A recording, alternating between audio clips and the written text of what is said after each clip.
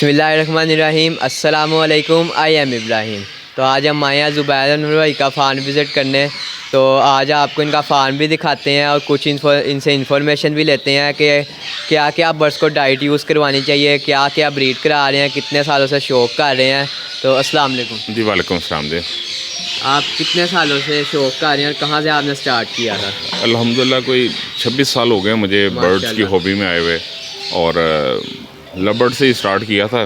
फिर वक्त के साथ साथ जैसे जैसे कामयाबी मिलती गई बर्ड्स मैं करता रहा, और इस वक्त मकाओ मेरा पैशन है और ज़्यादातर मेरे पास मकाओ पे ही मेरा इंटरेस्ट होता है, और ज़्यादा पेड़ भी मकाओ के ही हैं। यानी कि माशाल्लाह एक ज़िंदगी का आपने हिस्सा बर्ड्स में गुजारा। तो मकाओ के कितने पेड़ लगाए हुए हैं इस वक्त? मकाओ के मेरे पास को 34 पेड़ हैं इस वक्त अल्हम्दुलिल्लाह।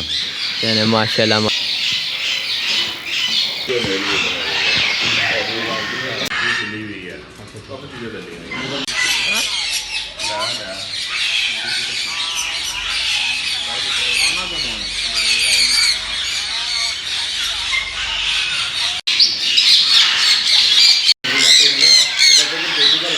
भाई यहाँ पे कौन कौन से बर्ड्स आपके लगे हुए हैं? यहाँ पर रिंगनेक की मोटेशंस लगी हुई हैं, सनकनोर लगा हुआ है, सनचिक लगा हुआ है, और फॉस्टर के लिए कुछ ग्रीन रिंगनेक के लगे हुए हैं, और रा लगा हुआ है, और एक आधा पेयर सनीगाल का है, कोई कनौर वाइट आई कनौर है। इस तरह मुख्तलिफ बर्ड लगे हुए हैं यहाँ पे। तो आपने केस साइज़ क्या दिया हुआ है अपने कनौर्स को, रा रिंगनेक को? कौन सा केस साइज़ आपकी नज़र में बेहतर रहता है?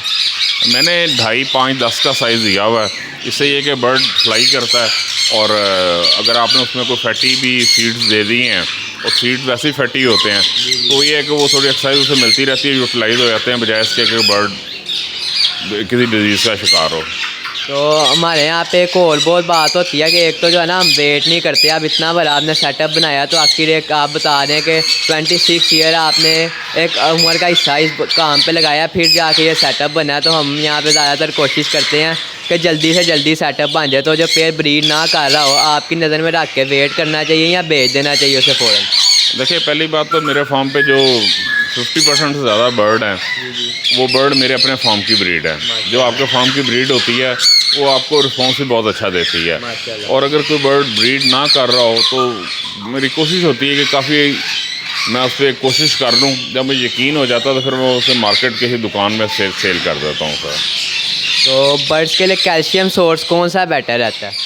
देखिए, कैल्शियम में सबसे बेहतर तो आपका नेचुरल सोर्स है कि अगर आप अंडे का छिलका पीस के और उसको अच्छी तरह से बॉईल करके जम फ्री करके वो दें, उससे अच्छा तो कोई सोर्स नहीं है। क्योंकि जो अगर वो एक्सेस भी जाएगा तो वो बॉडी से निकल जाएगा। जब आप सिंथेटिक डालते हैं तो वो आपको कैलकुलेट करके डालना होता है और वो डिपॉजिट होता है।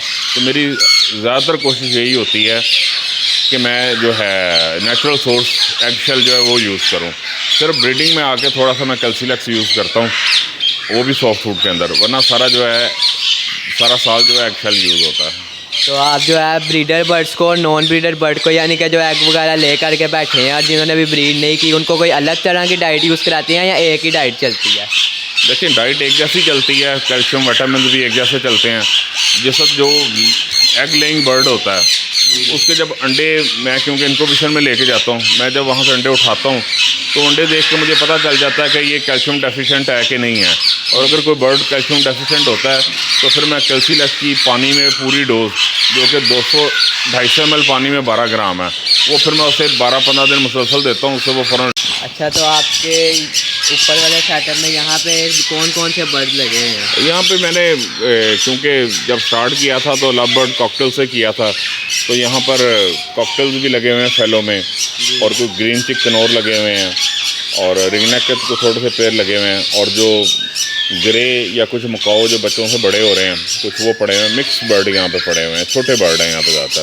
तो यहाँ पे मुझे ग्रे पैड के कुछ बेबीज़ भी नज़र आए हैं जो कि सेल्फ लग रहे हैं। तो क्या वो होम ब्रीड है आपकी? जी, वो मैंने होम ब्रीड से सारे मैंने पिछले साल के क्रच रुके हुए हैं, ताकि मेरी अब कोशिश है कि मैं ग्रे को भी अपने फार्म की ब्रीड आगे तैयार करूं। तो इस साल भी इंशाल्लाह ताला मैं कुछ चीज़ रोकूंगा, तो इस तरह करके ग्रे भी इंशाल्लाह अपने फार्म के और 2-3 साल तक ब्रीड कराऊंगा इंशाल्लाह ताला। अच्छा, तो वो बहुत से दोस्तों के पास एक मसला आता है कि ग्रे पैरेट या किसी भी बर्ड का 1-2 दिन का बेबी ना हैंड फीड पर सर्वाइव नहीं कर पाता। तो आप कैसे सर्वाइव कराते हैं या क्या तरीक़ाकार है उसका, क्या करना चाहिए?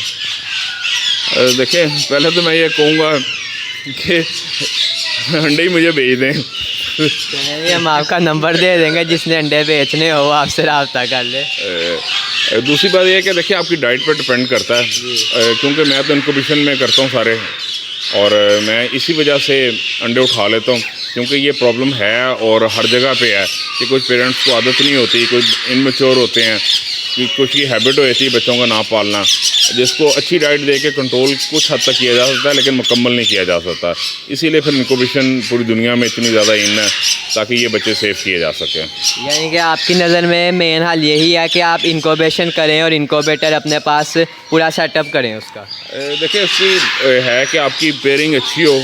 अगर आपकी ग्रे है, जैसे आप उसकी नेचुरल पेयरिंग कराएंगे तो आपको ये प्रॉब्लम आएगी नहीं, क्योंकि पाकिस्तान में सारी फोर्स पेयरिंग हुई है, कंपैटिबल नहीं है दोनों, लेकिन ब्रीड कर जाते हैं। इस वजह से भी अक्सर बच्चे वो मार देते हैं। लेकिन अगर आप वो बच्चे सेफ करना चाहते हैं तो या आप नेचुरल पेयरिंग करें या आप इनक्यूबेशन की तरफ जाएँ। अच्छा, तो एक दो और भी हमारे कुछ सवाल हैं आपसे कि जो आप सो फूड या ब्रीडिंग फार्मूलाज अपने बर्ड को यूज़ कराते हैं, आप क्या कहते हैं हम अपने बर्ड्स को सो फूड में नेचुरल डाइट पे ब्रीड कराएं या कुछ विटामिन्स पे ब्रीड कराएं, या दोनों चीज़ें साथ बराबर होनी चाहिए? आपका क्या ओपिनियन है इस बारे में? देखिए, जो नेचुरल डाइट है आपको एडवांटेज उसी का मिलता है। उसमें ये होता है कि बर्ड में कोई भी सिंथेटिक चीज़ नहीं जाती और डिपॉजिट नहीं होती। तो मेरी पूरी कोशिश ये होती है कि मैं सॉफ्ट फूड अच्छी से अच्छी डालूं, और वो भी बर्ड के हिसाब से हो। ऐसा नहीं कि एक सॉफ्ट फूड बनाई और सबको डाल दी। ग्रे और मकाओ की सॉफ्ट फूड जो है वो हाई इन फैट है, बाकी बर्ड जो है उनकी हाई इन प्रोटीन है, तो इसी हिसाब से सॉफ्ट फूड बना के सबको डालता हूँ। और कोशिश यही होती है कि कम से कम सिंथेटिक विटामिन वगैरह यूज़ किए जाएँ।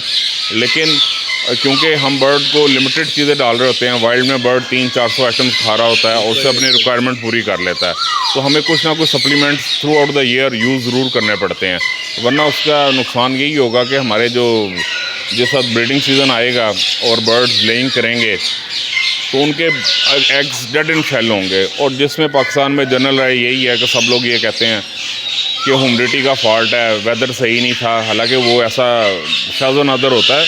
बेसिकली आपके पेरेंट्स वीक होते हैं। जब बर्ड्स मोल्डिंग पे होते हैं आप उनको उस वक्त ब्रीडिंग डाइट नहीं देते, मोल्डिंग पे भी ब्रीडिंग डाइट देनी होती है, आप देते नहीं, क्योंकि हमारे यहाँ मोल्डिंग गर्मियों में हो रही होती है।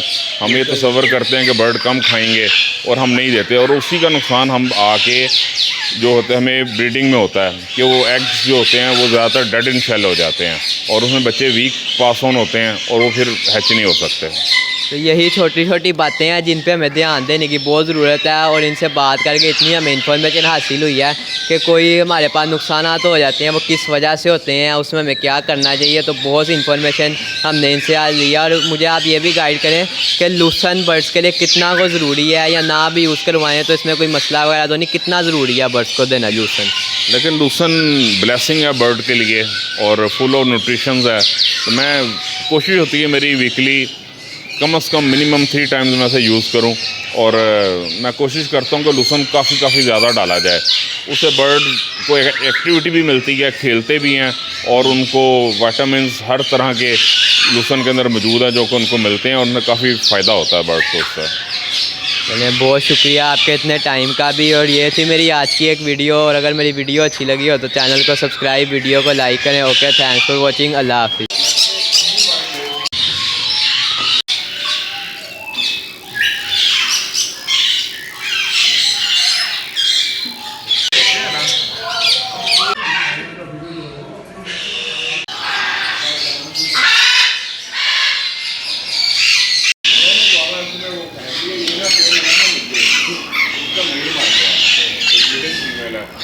उसको पता मेल दिया था, वो भी डाला ना तो